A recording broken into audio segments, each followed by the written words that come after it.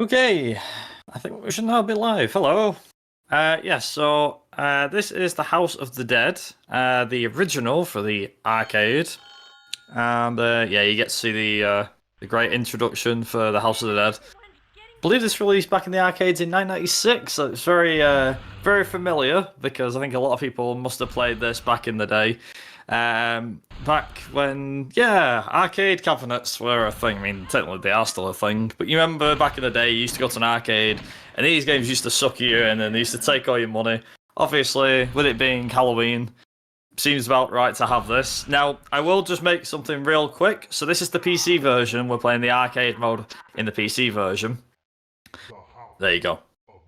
Now you will notice there's no music. That's because on the PC version, unless you play it through like a PC emulator sort of thing, it will obviously give you the music and things like that. But in the more old school fashion way of playing it, I say that's if you play it like a Windows 95, 98 PC.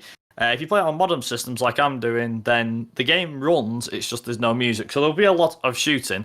First thing I need to point out, so with the any percent category, it means that we're allowed to have the auto reload turned on so we can just constantly fire dead quick. And the game itself contains four, if I just do this, the game itself contains 4 chapters, starting with Tragedy, then we go to Revenge, Truth, and finally the House of the Dead. Roll credits. And that's it. So we're going to get into it. So time will start when I hit the arcade here. So in 3, 2, 1, go.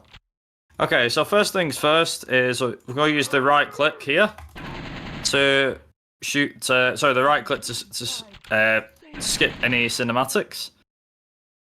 And when these go, there we go. I'm going to save them guys there. So there's going to be a guy on our right. There we go. And as we get here, we've got some hounds here as well. I don't remember if this was the first zombie shooter that actually had zombie dogs. I want to say Resident Evil did it first, but I'm pretty sure House of Dead might have done it first. I could be wrong though.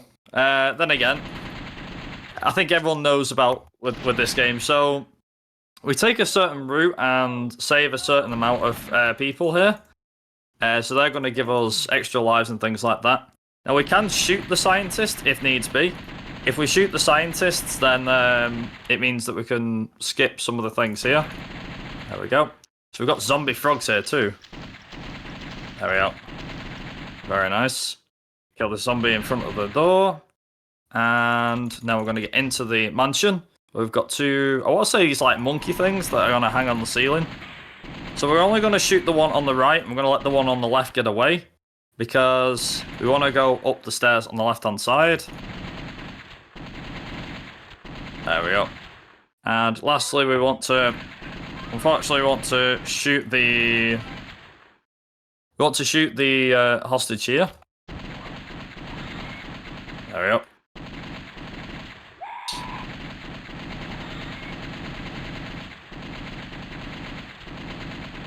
Now this is, for those that have never played a House of Dead game on PC, the auto reload definitely comes in handy, because it means that you don't have to keep hearing the reload thing, which is really good.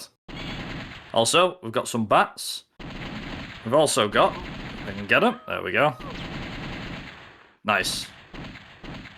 So the auto fire is actually done automatically. But I'll be using, I actually have to do it the old-fashioned way. We can use a script to allow us to actually have it you just hit the mouse button once and it automatically runs the script.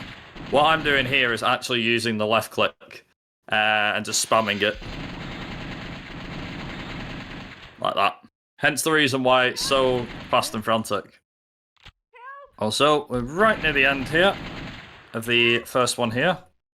So this is actually a cutscene we can't skip. So for those that don't know about House of the Dead, there's a guy called Dr. Curien who's created these monsters and lives in this mansion. Our fiancée, Sophie, was trapped, so obviously hence the reason why we're going to make sure that we can get to her. There we go.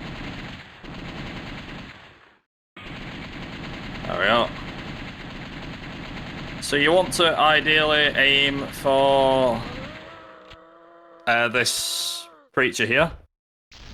Like that. There we go. So that is the first one done and dusted. Nice. Now, there is a hatch there, but we're actually going to go through this hatch here. So these guys here with the hats, they are pretty difficult to kill. If you're fast enough, though, you won't have to worry too much. Yeah, for the most part, it is just point and click. I think a lot of people know the idea of House of the Dead by now. So these chainsaw guys are absolutely terrifying for what they do. They are the bane of my existence because they come up so fast, and if you're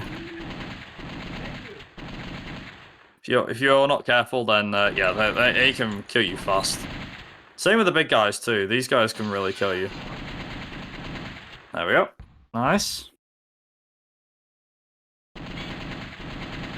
Nice.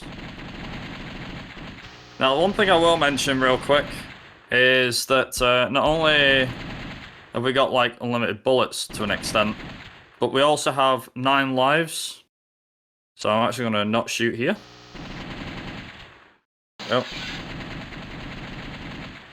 Very nice. Now, I would say that with the music, it is better, and it does make the experience, but yeah, obviously not. I haven't got it on, unfortunately. There's not a lot I can say about that.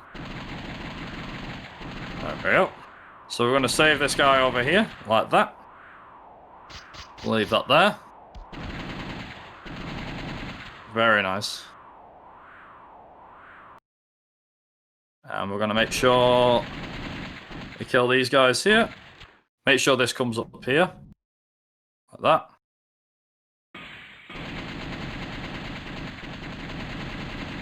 Very nice. So we've got that done and dusted. Again, another chainsaw guy. We're going to run down these steps here, and I believe take a turn to the left. It is.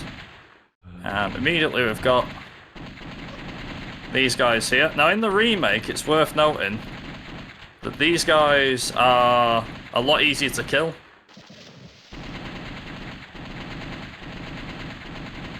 Nice. There we go. We'll make sure... Now, we are going to kill some hostages here because it does actually speed things up a little bit. Not that much, but it does speed things up a little bit. And then we have an unskippable cutscene here. So the winged creature that carried Sophie, it's here again. And he's a very evil creature, but with our power of spamming,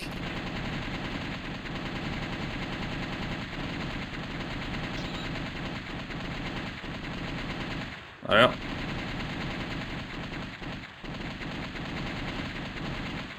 And if you're fast enough, you can actually.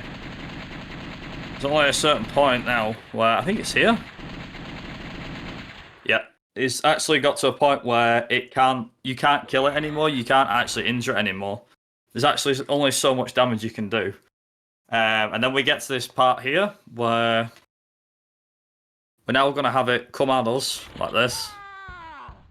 So it sends us down the roof like this, and now we've got to try and kill it. Which is way more difficult than it looks.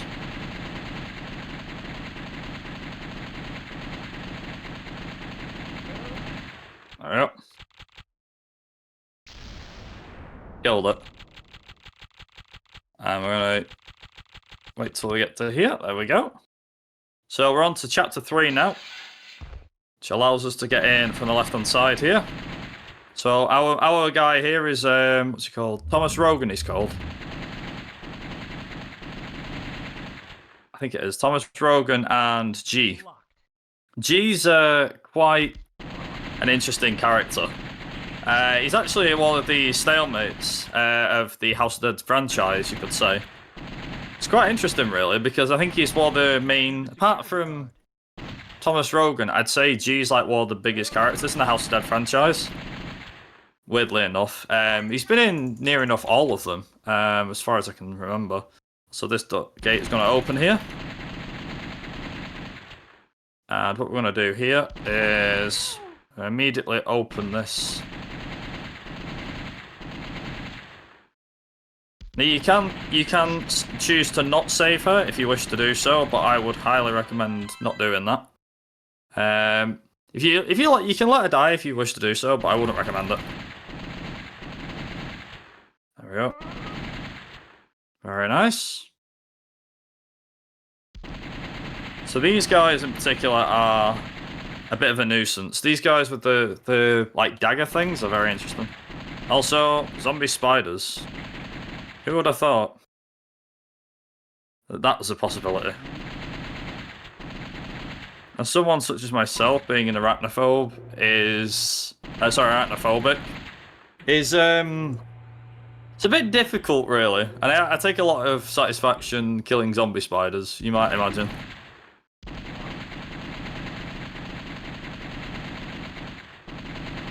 There we go. Get rid of him. So there's two guys that come out. One comes out from the left here.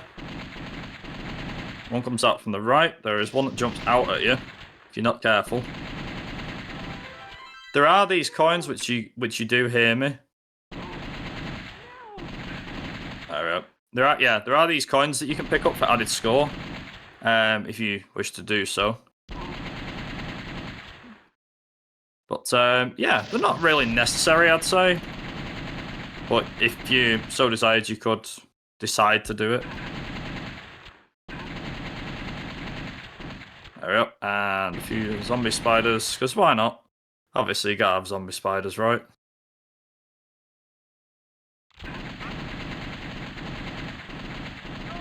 Nice. Nice, and he gives you a key card, which we're going to use to get in here. So I think it's after this room, there is the main boss fight. Also, these guys can be exceedingly annoying. There we go. Instantly kill them.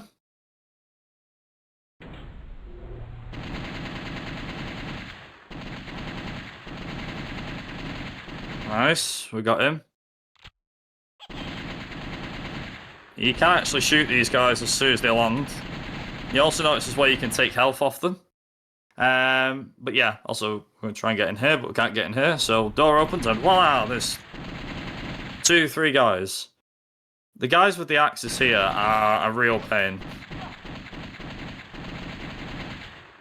Ideally, you want to shoot them as fast as possible. Obviously, I can never really get there half the time, but I can try my best. There we go.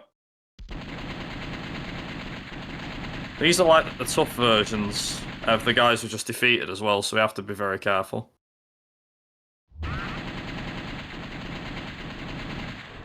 Very nice. Also, this bit here in particular is a bit difficult. There we go. And here we go. So we got up to Dr. Curian. And also, I can't skip any of this, so I have to wait for it. Now, this has 2, maybe 3 cycles that you can get.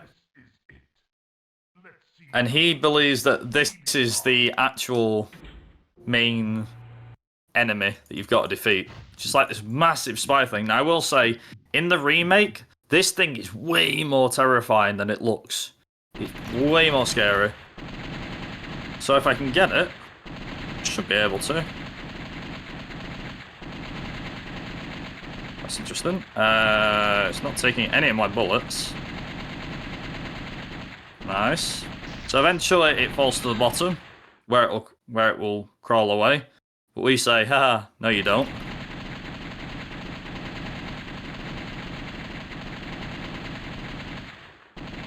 So it's gonna try its best now to try and... Yeah, it'll try its best. Obviously, we're just gonna keep firing at it.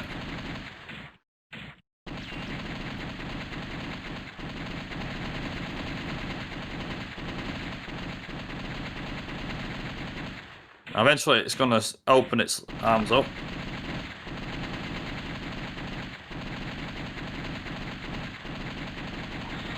There we go. Killed it. Took a while. Did take a while, but we got there eventually. So, the final chapter, the House of the Dead. Now, everything you thought you knew, prepare for it to disappear. Because it turns out that yeah, remember 2 of them boss fights? Now I'm not gonna say all 3, but the last 2, yeah, you've got to kill these things all over again. So this was, in my opinion, this was a cheap tactic that was used a lot back in the yeah, it was used a hell of a lot back in the 90s to suck you. Because you was like, oh, it's fine, you know, I've got like a little less, you know, I have all this time. And you've just like, you've gotten this far in the game. All to find out.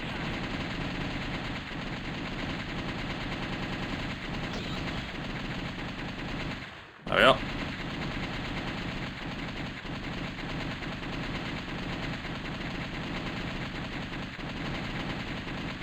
Now this thing actually can go down pretty well. Like that. That gets rid of that. Also, ow! So this actually, it's an automated thing as well. This is another thing. So we've got these things here, which I basically remember the guys that you didn't like from before. Yeah, they're back. So I've got to make sure.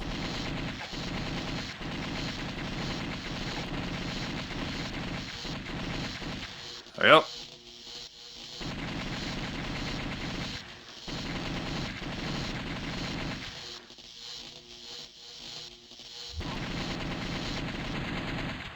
There we go.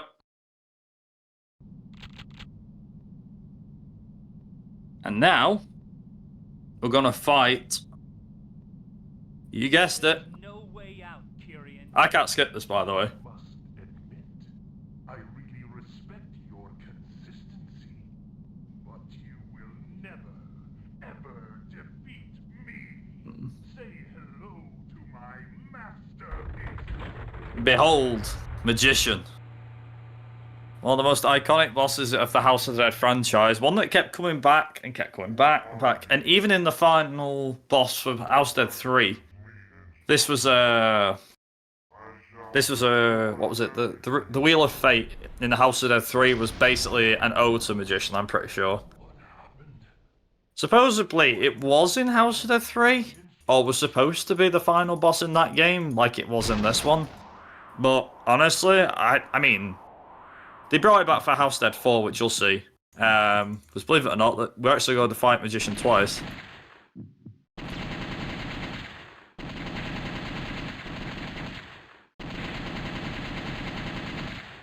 So Magician's actually one of these ones where it decides to jump.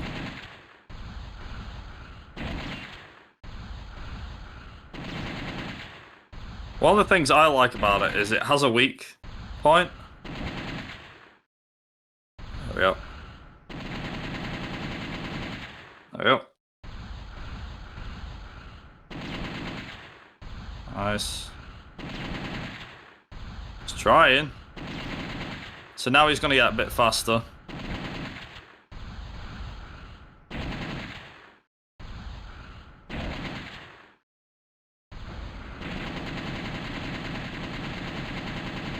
There we go. And that's the end of... That is the end of it. That is the end of the House of the Dead. That was a PV as well by quite a fair bit. 1705. That run was a lot better than I thought it was going to be. Yeah. Finally defeat Magician. However, it's not over yet. Everything is over. I mean, according to Rogan it is. More to lose. So supposedly when I must go on. Sophie gets whacked at the start, she's killed. But she just gets whacked a little unconscious. Hi, Kyrian. So when you get to her after the fight, she's like, stop Kyrian. So supposedly Sophie's dead. Hence the reason why he says farewell Sophie. However, supposedly it depends on if you save a good chunk of survivors, and you get like a really good score. I think it's above a certain score.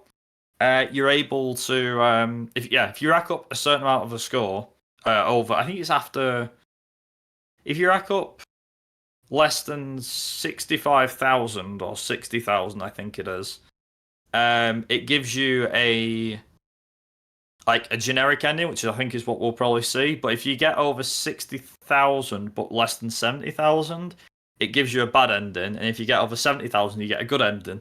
So the good ending is Sophie runs out to you. When you get to the car in a minute, Sophie runs out, saying thank you for saving me. If you get the bad ending, Sophie appears in the mansion but as a zombie, and you hear a gunshot as the screen fades out. And the generic ending, which I think might be what we're about to get, is here. Yeah, which is the generic ending. Also, what did we get in terms of a score? That's a good question. 42,000, that shows you how bad I am. And there you go. So yeah, there's a couple of scores on here. I think I got this was the bad ending. But obviously the idea is you want to try and save. I think if you want to get a good ending, you have to get a lot of the coins, which you probably heard me shoot or saw on the screen in various points. You want to save as many hostages as possible, obviously, to get more score. And obviously you want to make sure that you're not doing too bad with getting shot and getting hurt off the other zombies. So yeah, so that's the House of Dead 1. Stick around though, because we do have the House of the Dead 4. Not the last mainstream game in the series, but one of the later games in the series that was released back in 2003 or 2004, I think. I think it was 04 actually. Sorry, 2005 is what I meant to say. 2005, and it got a PS3 network, PlayStation Network release digitally. So, but yeah, that is going to be just about it, and I'll hand it back over to. Obviously, I'll hand it back over to the Sega guy.